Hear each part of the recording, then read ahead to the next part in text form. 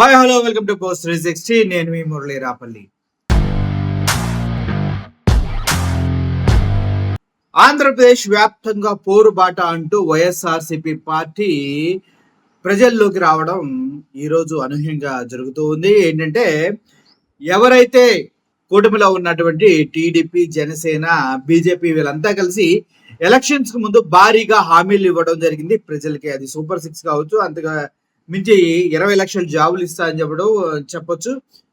Fee reimbursement, అదేవిధంగా అమ్మఒడి, ఇలా చెప్పుకుంటూ పోతే చాలా ఉన్నాయి. అయితే ఈ ఇచ్చిన వాగ్దానాల్లో ఏ ఒక్కటి నెరవేర్చకపోగా చివరికి ఎవరైతే కాలేజ్ స్టూడెంట్స్, స్కూల్ స్టూడెంట్స్ ఉన్నారో వాళ్ళకి ఫీజు రియంబర్స్మెంట్ ఇవ్వలేదు, అమ్మఒడి ఇవ్వలేదు. అదేవిధంగా 20 లక్షల ఉద్యోగాలు ఇస్తానంటూ యువతను కూడా మోసం చేశారు. దాంతో పాటు ఒకవేళ ఉద్యోగం ఇవ్వకపోతే వారికి నిరుద్యోగ వృత్తి కింద నెలకు 3,000 ఇస్తా అని చెప్పారు. అది కూడా ఇవ్వలేదు. ఎన్నిటిని వెరసి తల్లిదండ్రులు, విద్యార్థులు అందరినీ కలుపుకొని వైఎస్ఆర్సీపీ పార్టీ ఈరోజు పోరుబాట కార్యక్రమాన్ని స్టార్ట్ చేసింది. అయితే విద్యార్థులు నిరుద్యోగులను వంచి కూటమి సర్కారుపై వైఎస్ఆర్సీపీ సమరబేరి అంటూ ఒక ఆర్టికల్ రావడం జరిగింది. దాంట్లో ముఖ్యంగా వాళ్ళు 7 పాయింట్స్ ని మెన్షన్ చేయడం జరిగింది. ఒకటి ఏంటంటే విద్యార్థులు, వారి తల్లిదండ్రులు యువతతో కలిసి పోరుబాట. అవును, అందరిని కలుపుకొని డబ్బులు ఇవ్వలేదు కదా మనకి, కమాన్ అటాక్ అంటూ అధికార పార్టీ పైన, పాలకవర్గం పైన పోటీకి దిగారనమాట. అంతేవిధంగా అన్ని జిల్లాల్లో ఎక్కడైతే కలెక్టర్ కార్యాలయాలు ఉన్నారో అక్కడ వరకు ప్లెకార్డ్స్ పట్టుకొని భారీగా ర్యాలీగా తరలి వెళ్ళి కలెక్టర్ గారికి దానికి సంబంధించిన వినతి పత్రాన్ని అందజేయడం జరుగుతూ ఉంది. అదేవిధంగా ఫీజు రియంబర్స్మెంట్ అయితే ఏంటి, వసతి దీవెన అయితే ఏంటి, వీటన్నిటికి సంబంధించి దగ్గర 4,600 కోట్లు చెల్లించాలి అనేసి డిమాండ్ చేస్తూ ఉన్నారు. ఇప్పుడు ఏదైతే కూటమి ప్రభుత్వం ఉందో వారు దీన్ని పూర్తిగా వ్యతిరేకిస్తున్నప్పటికీ కూడా వారిని పూర్తి స్థాయిలో వ్యతిరేకిస్తూ ఈ కార్యక్రమాన్ని చేపడటం జరుగుతూ ఉందన్నమాట. ఇప్పుడు 4,600 కోట్లు ఇవ్వమంటున్నారు. కానీ మొత్తంగా కూటమి గవర్నమెంట్ ఇవ్వవలసింది 7,100 కోట్లు ఇవ్వాలి ఈ బకాయిల కింద. అది ఇప్పటి వరకు చెల్లించలేదు. దాని ద్వారా ఫీజు రియంబర్స్మెంట్ ఇవ్వలేదు. కాబట్టి స్కూల్ కి, కాలేజ్కి వెళ్ళేటప్పుడు పిల్లలకి చాలా ఏంటి షేమ్ఫుల్ గా వెళ్తూ ఉన్నారు నిజం చెప్పాలంటే. ఎందుకంటే ఫీజు కట్టలేదంటే బయట నిలబెడతారు, లేదంటే ప్రతిసారి అడుగుతూ ఉంటారు. పిల్లలు చాలా మానసికంగా ఒత్తిడిని అనుభవిస్తున్నారంటూ వీళ్ళు చెప్తూ ఉన్నారన్నమాట. ఈ ఫీజు రియంబర్స్మెంట్ కానీ, వసతి దీవెన కానీ, వీటన్నిటికీ దగ్గర 7,100 కోట్లు కావాలని చెప్పాను కదా. బడ్జెట్ లో పెట్టింది మాత్రం 2,600 కోట్లు మాత్రమే. అంటే ఇంత 7,100 కోట్లు ఎక్కడ, 2,600 కోట్లు ఎక్కడ, అంటే ఇంత వ్యత్యాసం ఎందుకు వచ్చింది? అంటే ఫీజు రియంబర్స్మెంట్ అందరికి ఇవ్వరా? ఎవరెవరికి ఇస్తారు? అంటే చంద్రబాబు నాయుడు గారు చెప్పినట్టు టీడీపీ వారికే, లేదంటే జనసేన వారికే, అంటే టీడీపీ ముఖ్యమంత్రి కదా ఆయన, రాష్ట్రానికి ముఖ్యమంత్రి కాదు కదా, వాళ్ళకే ఇస్తారా ఏంటి? వాళ్ళకి ఇవ్వడం కోసం ఇంత తక్కువ బడ్జెట్ పెట్టారా? జగన్మోహన్ రెడ్డి హయాంలో ఎంత ఇచ్చారంటే 18,663 కోట్లు ఇచ్చారు ఈ వసతి దీవెని కానీ, ఫీజు రియంబర్స్మెంట్ కానీ. కానీ కూటమి ప్రభుత్వం వచ్చిన తర్వాత దాన్ని పూర్తిగా మోసం చేస్తూ ప్రజల్ని 2,600 కోట్లు మాత్రమే బడ్జెట్ లో పెడతాం జరిగింది. దీనిపైన పోరుబాట కంపల్సరీ. ఎందుకంటే దీన్ని కనుక ప్రశ్నించలేదనుకోండి, కేవలం టీడీపీ వాళ్ళకే, వాళ్ళ కూటమి నాయకులకి, కూటమి నాయకుల పిల్లలకి మాత్రమే ఫీజు రింబర్స్మెంట్ వేసి వైఎస్ఆర్సీపీ వాళ్ళకి వేస్తే పాము పాలు పోసినట్టే అని మళ్ళీ మాట్లాడే అవకాశాలు ఉన్నాయి. కాబట్టి ఈ పోరుబాట కార్యక్రమం అనేది చాలా మంది విద్యార్థుల పక్షాన తల్లిదండ్రులతో సహా కలిసి చేయడం అనేది మంచిదే అని చాలా మంది విశ్లేషకులు చెప్తూ ఉన్నారు. నిత్యం ఎందుకంటే ఫీజులు కట్టలేదు, కాలేజీలో వింతగా చూస్తూ అంటారు. నిత్యం అవమానభారంతో విద్యార్థులు అనే వాళ్ళు స్కూల్కి వెళ్ళడం జరుగుతుంది. అది చాలా చాలా అసహ్యమైన పని. ఎందుకంటే ప్రభుత్వాలు ఇచ్చిన హామీలు నెరవేర్చకపోగా వారి జీవితాల్ని కాలేజీ స్థాయిలోనే ఆత్మాన్యూన్యత భావానికి క్రియేట్ చేసి వాళ్ళని మానసికంగా క్షోభ పెడుతూ ఉన్నారన్నమాట. తల్లిదండ్రులు ఏం చేస్తారు, ఇక పిల్లలు ప్రతిసారి కాలేజీకి వెళ్ళినప్పుడు ప్రతిసారి ఇదే పంచాయతీ జరుగుతుంటది. ఫీజులు అడుగుతూ ఉంటారు. ఇంటికి వచ్చి తల్లిదండ్రులని ఫీజులు కట్టాలి, ఏంటమ్మా అని అడుగుతుంటారు. అమ్మ ఇలా చేశారు, అలా చేశారు, నాన్న ఇలా అన్నారు, అలా అన్నారంటే ఆ బాధలు తట్టుకోలేక పిల్లాడిని ఎందుకు ఇంత మానసికంగా క్షోభ పెట్టాలనేసి వాళ్ళకు ఉన్న ఆస్తులు కానీ, ఉన్న బంగారం, చివరికి మెల్లో తాలిబొట్లు కూడా తాకట్టు పెట్టి ఫీజులు కట్టే పరిస్థితి ఆంధ్రప్రదేశ్ లో ఏర్పడిందంటూ చెప్తూ ఉన్నారు. నిజమా ఇంత దారుణంగా ఉందా? చిచ్చే. అయితే ఇంతగా జరుగుతున్నప్పుడు కూడా ఎన్నికల ముందు 20 లక్షల జాబులు ఇస్తాం, 20 లక్షల జాబులు ఇస్తాం, ఏదే బాబు గ్యారంటీ 20 లక్షల జాబులు, బాబు వస్తే జాబ్ వస్తుంది. ఏది దగ్గర 10 నెలలు అవుతుంది, ఒక్క జాబ్ రాలా. బాబు గారు వచ్చి 10 నెలలు అవుతుంది. ఏమనంటే 4 లక్షల జాబులు ఇచ్చామంటూ గవర్నర్ గారి ప్రసంగంలో క్లియర్‌గా మెన్షన్ చేసి పెడితే దాన్ని లోకేష్ గారు వచ్చి అంటే 4 లక్షల జాబులు సృష్టించాం. 4 లక్షల జాబులు సృష్టించాం అంటే ఏంటి అధ్యక్ష? ఎంఓయూలు అయినియి. అవి రాబోయే రోజుల్లో జాబులుగా కన్వర్ట్ అవుతాయి. ఎప్పుడు రావాలి? ఎప్పుడు కన్వర్ట్ అవ్వాలి? ఎవడికి చెప్తున్నారు ఈ సోది కబుర్లు లోకేష్ గారు? మీరు స్టాన్ఫోర్డ్‌లో ఎలా చదువుకున్నారో నాకు భలే ఆశ్చర్యం వేస్తది సార్ మిమ్మల్ని చూసినప్పుడు. ఆ!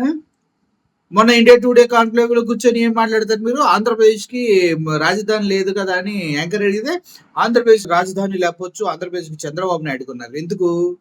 ఎందుకు సార్? అన్ని ఎక్కకూడదనికా సార్? లడ్డు వివాదంలో కూడా అంతే. లడ్డు ఎందుకు పొలిటికల్‌గా వాడుకుంటున్నారు? మీ వెండెట్ట అదే కదా! అంటే ఆయన నమ్మారు కాబట్టి చెప్పారు. అంటే మీ నాన్న నువ్వు ఏది నమ్మితే అది చెప్పేత్తారా? మరి బయటికి రా. నువ్వేగా మాట్లాడింది. ఉద్యోగాలు ఇవ్వకపోయినా, ఏమి ఇవ్వకపోయినా అన్నీ సూపర్ సిక్స్‌లు ఇవ్వకపోయినా కాలర్ పట్టుకొని అడగమన్నావు కదా! దమ్ముంటే బయటికి రా. కాలర్ కాదు మొత్తం ఏ టు జెడ్ తుక్కుగా కొడతారు జనాలు. ఇప్పుడు అదే కాకుండా ఎవరికైతే ఉద్యోగాలు ఇవ్వలేదో వాళ్ళకి నెలకు 3,000 నిరుద్యోగ వృత్తి ఇస్తా అని చెప్తున్నాడు కదా! దాని పరిస్థితి ఏంటి? దాని గురించి మాట్లాడరా? మరి దాని గురించే పోరుబాటు చేస్తున్నారు ఇప్పుడు. నిరుద్యోగ వృత్తి ఇవ్వలేదు కాబట్టే పోరుబాట. నిరుద్యోగ వృత్తి ఎందుకు ఇవ్వలేదు? చంద్రబాబు నాయుడు గారు 2004 నుంచి యువతను మోసం చేస్తుంది ఒకటే పాయింట్. నిరుద్యోగ వృత్తిస్తా, నిరుద్యోగ వృత్తిస్తా. అప్పుడు 2,000 ఇప్పుడు 3,000. తేడా అంతే. నిరుద్యోగ వృత్తిస్తా, గ్యాస్ సిలిండర్లు ఇస్తా, ఇవే సోది కబుర్లు ఇవే ఉంటాయి ఆయన. వైఎస్ రాజశేఖర రెడ్డి గారి హయాం నుంచి ఆయన పంచాయతీ ఇదే. ఇప్పుడు కొత్తగా జగన్మోహన్ రెడ్డి మెడికల్ కాలేజీలు కట్టారు. ఆ మెడికల్ కాలేజీ వద్దని తిరిగి సీట్లు మొత్తం పంపించి పడేస్తున్నారు. జగన్మోహన్ రెడ్డి గారు దగ్గర 2,500 మెడికల్ సీట్ల కోసం కాలేజెస్ అన్ని నిర్మించి పెడితే మాకు మెడికల్ సీట్లు వద్దు అని తిప్పి పంపించడం ఒకటి. ఇవన్నీ ఏంటి? విద్యార్థులకి ఏం లాభం మీరు చేసే దాని వల్ల? ఒక్కొక్కటి వేరే వేరే కంట్రీస్ వెళ్ళి కోటాను కోట్లు ఖర్చు పెట్టి మెడికల్ విద్య చదువుతూ ఉంటే, ఇక్కడ మన ఆంధ్రప్రదేశ్ లో మాత్రం మన కాలేజెస్ అన్ని రెడీగా ఉంటే ఆ మెడికల్ కాలేజెస్ సీట్లు కూడా అలాట్ చేస్తే సెంట్రల్ గవర్నమెంట్ మాకు వద్దని తిప్పి పంపించేటువంటి కుసంస్కారం ఉన్నటువంటి పార్టీ కాబట్టి పోరుబాటు జరుగుతుంది ఈరోజు.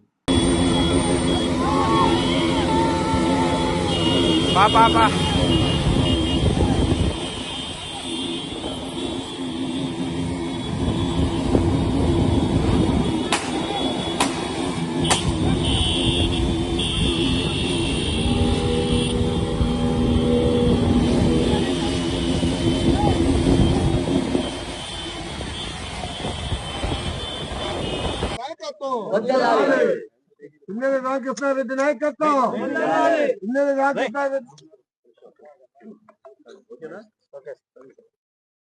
మన దేశానికి స్వతంత్రం రాకముందు ఆ రోజు ఉమ్మడి గుంటూరు జిల్లాలో ఉన్న ఏకైక government college Guntur medical college. 1947 నుంచి 2019 వరకు 72 సంవత్సరాలు అనేక ప్రభుత్వాలు వచ్చినాయి, అనేక మంది నాయకులు ఉన్నారు. కానీ ఉమ్మడి గుంటూరు జిల్లాలో ఒక్క మెడికల్ కాలేజ్ కూడా రాలేదు. జగన్మోహన్ రెడ్డి గారిని మేమందరం పట్టుబట్టి పల్నాడుకు ఒక మెడికల్ కాలేజ్ కావాలి, ఈ ప్రాంతంలో బ్రహ్మాండంగా చదువుకుంటున్నారు, మరీ ముఖ్యంగా వెనుకబడిన గురజాల మాచర్ల నియోజకవర్గాలకి కనీసం 50 పడకల హాస్పిటల్ లేదు. ఏ జబ్బు వచ్చినా నసరావుపేట గుంటూరు పోవాలి, అక్కడి నుంచి దాదాపు 150 కిలోమీటర్ల నుంచి. జగన్మోహన్ రెడ్డి గారు ఆంధ్రప్రదేశ్లోని మొట్టమొదటి వైఎస్ఆర్సీపీ ప్రభుత్వం ఏర్పడిన బడ్జెట్లోనే మరి పల్నాడుకి పిడుగురాళ్ల దగ్గర మెడికల్ కాలేజ్కి 66 కోట్లు శాంక్షన్ చేయటమే కాదు, మళ్ళీ కేంద్ర ప్రభుత్వం దృష్టికి తీసుకెళ్లి మరొక 200 కోట్లు శాంక్షన్ చేయించాం. అలాగే రాష్ట్ర ప్రభుత్వం మరొక 200 కోట్లు ఇచ్చి ఈ రోజు మీరు వచ్చి చూడండి, పిడుగురాళ్ల సమీపాన 50 ఎకరాల్లో పల్నాడులో గుండెకాయ లాంటి ఒక సామాజిక దేవాలయాన్ని జగన్మోహన్ రెడ్డి గారు నిర్మించారు. 90% పనులు పూర్తయిపోయినాయి. ఎలక్షన్ల ముందే హాస్పిటల్ ఓపెన్ చేశాం. కేవలం పరికరాలు తీసుకురావాలి, అది కూడా కంపెనీయే తీసుకురావాలి, వాళ్ళ టెండర్లో ఉంది. కేవలం వీళ్ళు చేయాల్సింది ఏంటి, డాక్టర్లని నర్సుల్ని పెట్టి హాస్పిటల్ ఓపెన్ చేయాలి. కాలేజీని ఈ సంవత్సరం కల్లా ఓపెన్ అయ్యేది 2025లో, పోయిన సంవత్సరం ఓపెన్ చేసుంటే. కానీ ఉన్న పనులన్నీ ఆపేశారు, ఉన్న బిల్డింగ్లన్నీ కట్టడ ఆపేశారు నిర్మానుషంగా. పోనీ దాన్ని ఏమైనా మొదలు పెడతారా అంటే కాదంట. ఈ రోజు దాన్ని ప్రైవేట్ వ్యక్తులకు అమ్ముకుంటారంట.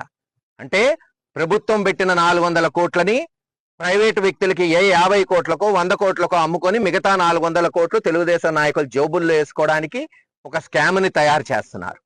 ఇదెక్కడ విడ్డూరం ఎప్పుడన్నా చూసామా? ప్రజలు పోరాటాలు చేసి హాస్పిటల్ కావాలి, కాలేజీలు కావాలంటే ప్రభుత్వాలు ఇచ్చినవి మనం గత 75 సంవత్సరాలు చూసాం, ఏ ప్రభుత్వం అయినా. కానీ ఈ ప్రభుత్వం ఉన్న గవర్నమెంట్ వ్యవస్థల్ని అమ్ముకొని బతుకుతుందంట. ఇది ఈ ప్రభుత్వం చేస్తున్న ప్రజా సేవ ఏంటో. ఇందాక రామకృష్ణారెడ్డి గారు చెప్పినట్టు ఇచ్చిన మాట కట్టుబడండి. 20 లక్షల ఉద్యోగాలు ఇస్తానన్నారు, ఇచ్చే వరకు నిరుద్యోగ భృతి ఇస్తాన్నారు. మేమేం ఇప్పుడు వెంటనే మీరు 20 లక్షల ఉద్యోగాలు ఇస్తారని మేమేం ఆశపడట్లా, ప్రజలకు కూడా తెలిసింది ఎవరని. ఇచ్చే వరకు కనీసం మీరు ఇచ్చిన మాట ప్రకారం 3,000 రూపాయల నెలకి నిరుద్యోగ భృతి ఇవ్వండి.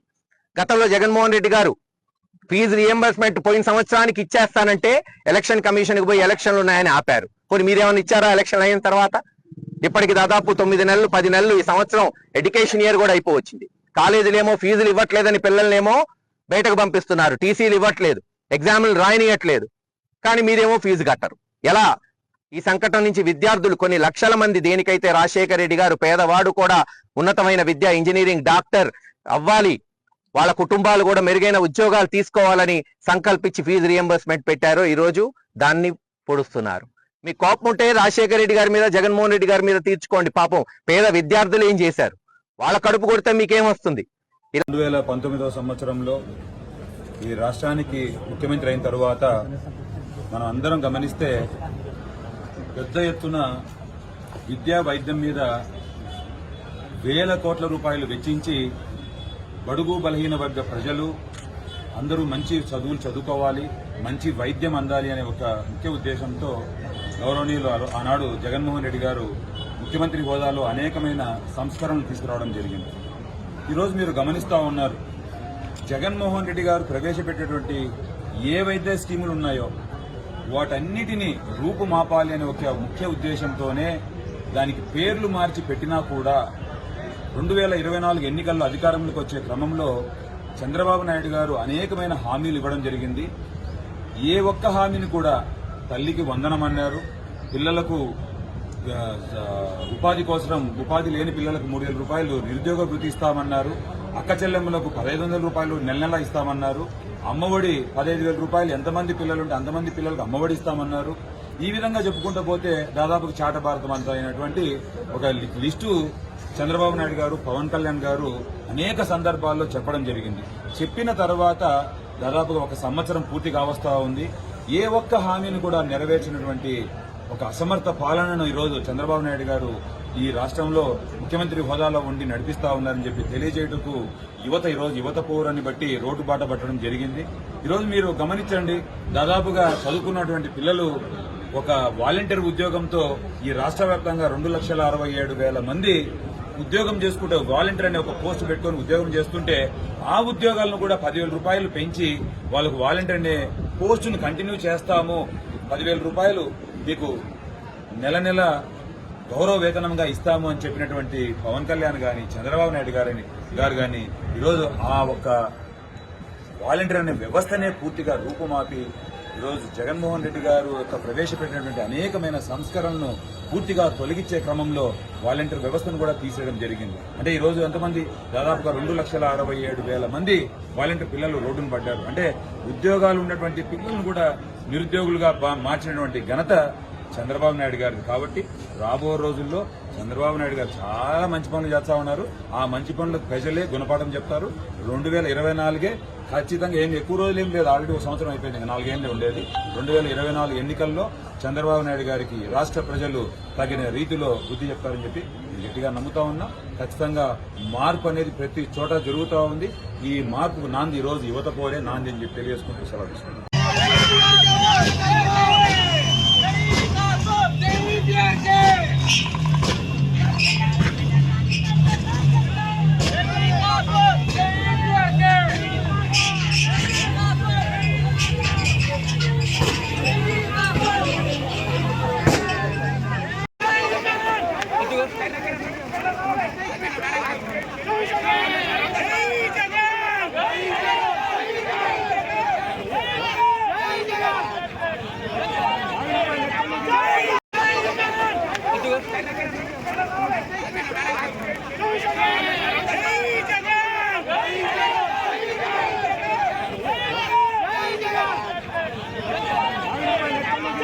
ఈయన లోకేష్ గారు ఊగిపోయి నాది గ్యారంటీ ప్రతి జనవరిలో జాబ్ క్యాలెండర్ వేస్తాము.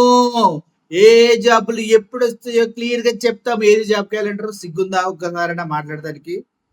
సిగ్గు లేదు కాబట్టి ఇప్పుడు పోరుబాట పడుతున్నారు. నిజం చెప్పాలంటే ఇప్పుడు ఈ పోరుబాట అనేది చాలా అవసరమే. నేను పోరుబాట అన్నప్పుడు ఇప్పుడు ఎందుకు అనుకున్నాను, ఒక పాయింట్ని తవ్వుకుంటా వెళ్తూ ఉంటే విద్యార్థులకి ఇప్పటి వరకు ఫీజు రియంబర్స్మెంట్ ఇవ్వకపోగా, నిరుద్యోగ వృత్తి ఇవ్వకపోగా, డిఎస్సి పైన ఫస్ట్ సంతకం పెట్టి ఆ నోటిఫికేషన్ వేయకపోగా, విద్యార్థులకి వీళ్ళకి కనీసం గోరుముద్ద ఇటువంటి పథకాలకు కూడా పూర్తి స్థాయిలో డబ్బులు ఇవ్వకుండా నానా ఇబ్బందులు పెడుతున్న గవర్నమెంట్ ఏదంటే అది కూటమి ప్రభుత్వం మాత్రమే. మరి పోరుబాటు పట్టకేం చేస్తారు జనాలు? ఇప్పుడు విద్యార్థులు, తల్లిదండ్రులు ప్రతిపక్షమైనటువంటి వైఎస్ఆర్సీపీ అందరూ వెళ్ళి ర్యాలీలుగా ప్లేకార్డులు పట్టుకొని వెళ్ళి ప్రతి డిస్టిక్ లో కలెక్టరేట్ వరకు అలా ప్లేకార్డు పట్టుకొని వెళ్ళి వినతి పత్రం సమర్పిస్తూ ఉన్నారు. దాని ద్వారా ఏమవుతుంది? ఈ కూటమి వైఫల్యం తెలీదా ప్రజలకి? తెలియటానికే ఇట్లాంటి కార్యక్రమాలు చేసేది.